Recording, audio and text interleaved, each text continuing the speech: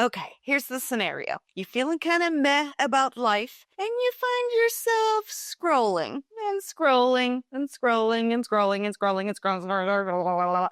But there it is. The answer to all your problems. A 30-day challenge. A challenge that will clear your inbox, make your skin glow, finally make you feel productive and good and useful and wonderful and glowing and all that stuff. You think, this is it? This is finally gonna be what fixes me. But then you're halfway through the month, rage eating tortilla chips because you forgot to meditate again, and you're like, this challenge is stupid. Or who wants to meditate anyway? Or more common for me, I gotta turn it inwards and I say, well, I'm a loser. I'll never improve. I'll never meditate regularly ever.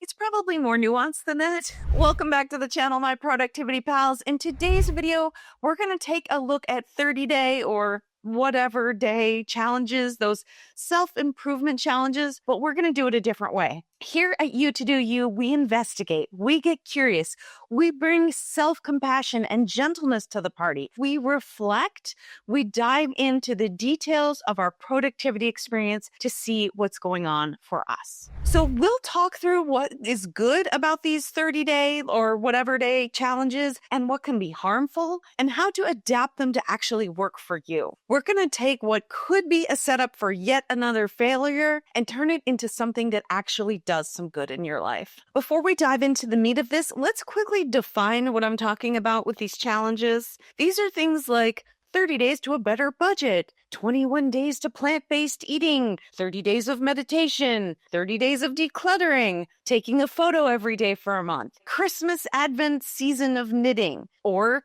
it could be 75 hard, where you do a bunch of things like exercising, drinking water, cutting out alcohol, spending time outdoors, and more. The pool at my gym has like 100 kilometers swimming in the summer chart. Actually, I don't wear my glasses at the pool, so I'm not totally sure if it's 100 kilometers or 100 miles, and I tread water. I don't really swim, so I don't know actually how long a normal distance is. Anyway, you get the idea. We're challenged to do something consistently over a certain period of time. Now, some of them have different rules or guidelines. Some are very strict, like you miss a day and you have to start all over. Others, like a couch to 5K running program, they're going to have rest days like assumed or maybe even built into them. And some are just in between, just like do your best and keep on going kind of thing. A lot of them come also with community, or at least some sense that you're doing it with others, maybe like an online group or an app, or like a printable tracker or daily check-ins, maybe with the person who's running the challenge, or, things like that. Something where you're not doing it alone. Many challenges also come with a tracking feature, and, you might make note of those days that you did the described behavior as you go, checking off or giving yourself stars or whatever. So those are the basics of a 90-day or 30-day or whatever day challenge. I'm just going to call them 30-day challenges from here on out just to keep it simple. But the point is, these little challenges are like, containers of possibility. You get to dream big. You can see yourself doing great things. And like I said, there are a lot of good things about a short-term challenge. First off, you don't have to commit to being like a whole new person forever. You're just asking yourself to do this thing for the 30 days or whatever amount of days. And this is kind of a way of getting started on something that you may not have otherwise. And also, given that it's a finite amount of time, you might be willing or capable of doing more than you can in your normal ongoing life. It could be a fun way to kind of stretch yourself and see what you're capable of, what might be possible. Third, challenges give us structure and accountability. You might keep doing it because others keep doing it. And you can say to yourself, or maybe to your friends, I'm doing the 30-day challenge, the 30-day knitting challenge, or whatever. You're announcing it. Maybe that little about accountability make you more likely to stick with it. And four, you might have buddies who are doing the challenge with you who can cheer you on, little external validation, cheering, yay, yay, yay, yay, that's good. Five, the tracking of the behavior can give rise to rewards, those gold stars, the I did it, the yes, the woohoo, I took another photo today. I spent 10 minutes meditating today. I knitted today. I whatever today. Yes, those little celebrations are really fun when you do that tracking. Okay, so those are the 5 things, the 5 good reasons to do a 30-day challenge. They might actually seem kind of obvious, but let's dive a little deeper. Like, what are the real reasons, the yummy reasons, the you to do you reasons why I think you should consider doing a 30-day challenge? Well, I think they do two things really well. One, life is chaotic and busy, and challenges give us a way to focus on something that's important to us. They shine a spotlight on something you say you care about, but haven't actually given time or energy to. It can be like a gift to carve out time for yourself for something that you say you care about. And when I say you say you care about, I don't mean that in a judgmental way. I mean, you say you care about things because you care about a lot of things. There's a lot of interests and a lot of things that you could be doing with your life. So we have to be selective. And a 30-day challenge is a way for you to select what you want to focus on. And number two, if you're a fan of this channel, you might even know what I'm going to say. It's that they are a testing ground for change, a laboratory for your daily life. A 30-day challenge is where you can learn about what works for you and what doesn't. Okay, so we'll talk more about these two juicy reasons in a moment, but let's walk through some of the pitfalls of these challenges first. So, the most obvious place these challenges can go off the rails is when we bring our old friend all or nothing thinking to the party. Like, if you miss a day, suddenly you failed, trip up on day 23, time to throw out the whole thing. This is especially true with hardcore programs like 75 Hard, where if you mess up even once, you have to start all over. Now, I will say, if the method of mess up and you have to start over motivates you, great. You do you. You to do you. But for a lot of us, that kind of rigidity is just a fast track to shame spiraling or that self-defeating talk that can really get you down. And for many of us, it's just not realistic. You have to work and live and exist. You get sick. Your cat gets sick. You get an offender bender. There's a global pandemic. You might have a crappy night's sleep. Life is full of surprises, big and small. Also, some of these challenges may be straight up harmful. They may demand extreme exercise or extreme ways of eating that very well may not be good for you. Their extreme nature can wow you, maybe even make you feel like you're part of some elite club that makes the challenge, or they could maybe make you think like, if it's that extreme, it's got to solve all my problems. But please, take a moment to pause. Some of these challenges are really just disordered eating or body dysmorphia in disguise. So please approach them with care. And last, some challenges are just, plain old stupid. They're just like clickbait or just getting you to sign up for someone's email list. And, email lists are fine. You can always unsubscribe, but it could be that there's no substance behind the challenge and it's just there to attract your attention. Or, maybe you even have to pay to be part of the challenge and there's nothing there except rah, rah, rah, and them just trying to collect some fees from you. All right, so let's assume that you found a challenge that's not harmful, that has some substance behind it, and allows for at least some realistic flexibility. So how are we, wise productivity pals, how are we going to do a 30-day challenge? Before we dive into that, a quick shameless request for you to tap that like button. When you tap that like button, YouTube knows that this video is worth sharing to others. Thanks a lot. First, we're going to set ourselves up for success. You can't eat a certain way if you don't have those foods in the house and a reliable way of getting those foods in the house consistently throughout the challenge. You can't do a daily decluttering practice if you don't have a way to get those items out of your house. Plans to get them to the donation center or to give them to others, or boxes and bins and bags and materials to get them out. You probably can't take a photograph each day on that 30-day challenge if you don't have a camera. Do you need to gather yarn for your knitting challenge? Do you need to download a meditation app for your meditation challenge? So you get the idea. Be sure to consider what you might need in place to make things work. And as part of this, make sure you set up time to do the challenge. Do you need to set an alarm to remind you to do that daily 30-second plank? Do you need to block off evenings to go for that daily walk? If your new behavior, the challenge behavior, isn't necessarily time-based, like you don't need a specific time in your calendar, you might still need a prompt. What is that prompt that's going to get you to do it? Do you need a visual reminder? Or is it going to be something associated with something you're already doing? Next, recognize that giving special time and attention to the focus of this challenge may mean that you have to, at least temporarily, give something up. Maybe knitting every day is something that you can actually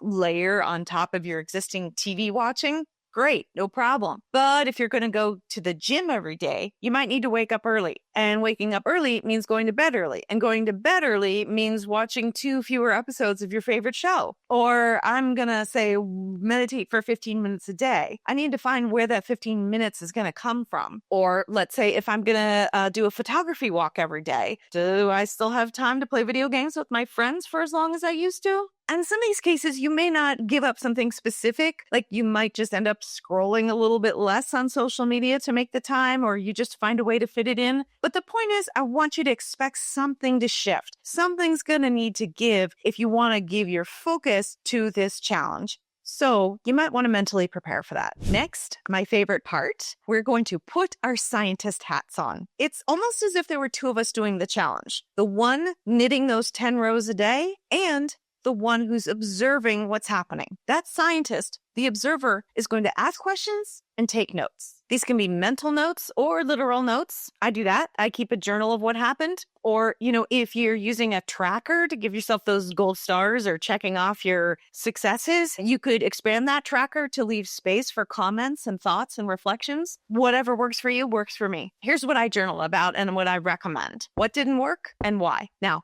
just neutral observations to see what might need to change to make things work and make them more doable. Like if I'm trying to walk every day, but my feet really hurt in those shoes, all right, now how am I going to find another pair? Or if it turns out that walking after dinner when my mind is kind of mush and not good for anything else, I'm realizing that's the best time for me to walk rather than in the middle of the workday. So I would have that discovery by experimenting, testing, giving myself permission to move things around and see what works for me. Also, you may just discover new things. So one of the great questions is, am I surprised by anything? Another thing you can do with your journaling is kind of finding these little moments to run mini experiments within the challenge. You might, for example, test what is the most reliable prompt to get you to do the thing. Or if you challenge yourself to eat more vegetables, you could run a little experiment about new cooking methods or new to you combinations of flavors. And, it's like a little bonus. You can also use this journal reflecting time to just get creative, just enjoy it as a creative act. For example, let's go back to the idea of your daily photo challenge and you find yourself gravitating towards flowers. Okay, so maybe this is morphing into a flower series. What might you want to do with that? Or you could do the opposite. You could say, I love flowers. I'm being drawn to them. What are some flower-like characteristics that I can find in my non-flower photos? I'm obviously making this up. I'm not at all a photographer, not really an artist of any sort in that realm, but you get the idea. Maybe a better example. I once did a challenge that I totally made up. I thought I made up. Maybe I got it from someplace. Anyway, I did a plank a day, adding 1 second a day until I got to 2 minutes. And I started at something like 20 seconds and just went up from there. And I timed it so that I got to the 2 minutes on April 15th, which some of you may know here in the US is the last day of tax season. And I'm a tax accountant, so that was great. It was a perfect way to end on a high note. Now, at some point along the way, those planks started to get kind of long. So then I would start to sing or count or hum as I went. But, some days that got a little hard or boring. So then I turned on a podcast when I was planking to keep me company. So the point is I got to change it up and make it in my own. That's not like a prime example of being super creative, but you get the idea that you can have fun with it. You can let the challenge teach you stuff about yourself and what you can do. You can let yourself be surprised along the way. You can get creative. You can get fun. This way is just much more enjoyable than grinding through the challenge, counting the minutes until it's over. I don't think we want to live life like that, right? We're doing this to become more ourselves, to get to know what it's like to be me and what makes me thrive. And last, of course, in the You To Do You way, we're going to bring lots of self-compassion and positive regard for your experience. Now, you know that your habitual patterns will be there, trying to suck you back into your familiar ways, inviting you to fall back into your old routines. This challenge is challenging. The magnetic pull is there. And part of the reason we're doing this challenge is to go against the grain. Now, that is okay. It is the point. But that challenge can sometimes bring like negative voices to our head. So we might need to bring some extra attention to the self-compassion, the positive regard, the self-cheerleading to counteract the voices that are getting mad at us for getting pulled back. But the getting the pulled back is natural. It's going to happen. You're going against the grain. So please remind yourself, hey, it's okay that this is hard. It's okay that I want to get pulled back into my old ways. We're just asking ourselves to challenge, to bring new ways of doing things, even just for this temporary time. So you might have a little bit of an inner tussle. That's okay. We can be kind to ourselves as that happens. If the inner self-talk gets kind of funky, we can pause, we can notice, we can invite the inner critics and the meanies to take a hike. We can remind them that we're doing this for ourselves, to learn, to grow, to test what it's like to become more like ourselves. We are not doing this for the inner meanies. And, by the way, we're not doing this for external approval either. So, bye-bye. And I just want to say here, if the inner self-talk is getting super funky, if it's getting rigid, unrealistic, obsessive, disordered, anything like that, please just stop the challenge. Use your time and energy to visit with a mental health professional to help you work some of that stuff out. That's not what challenges are for. I'm actually in the middle of a challenge myself, and I'm journaling about it for myself, and I will share the results with you. Be sure to hit that subscribe button so you won't miss it when it comes out. So please share with us in the comments, what challenges have you been doing? Have they been life-changing? Or did you, bail on them on day 4 because it was super lame? I'm curious about what you learned. And if you're starting one soon, I am cheering you on. As you begin, try being your own inner scientist, your own inner artist, your own inner best friend along for the ride. Track what works, tweak what doesn't, and don't forget to get creative along the way. Remember, this isn't about being perfect. It's about paying attention to what makes you feel more like yourself. You to do you, my friends. I hope that I've helped you view 30-day challenges in a new way. To learn more about how to customize productivity methods and tools, click on the video that should be floating around here where I share my 4-step method for getting the most out of any piece of productivity advice. Thank you so much for watching, and I'll see you next time.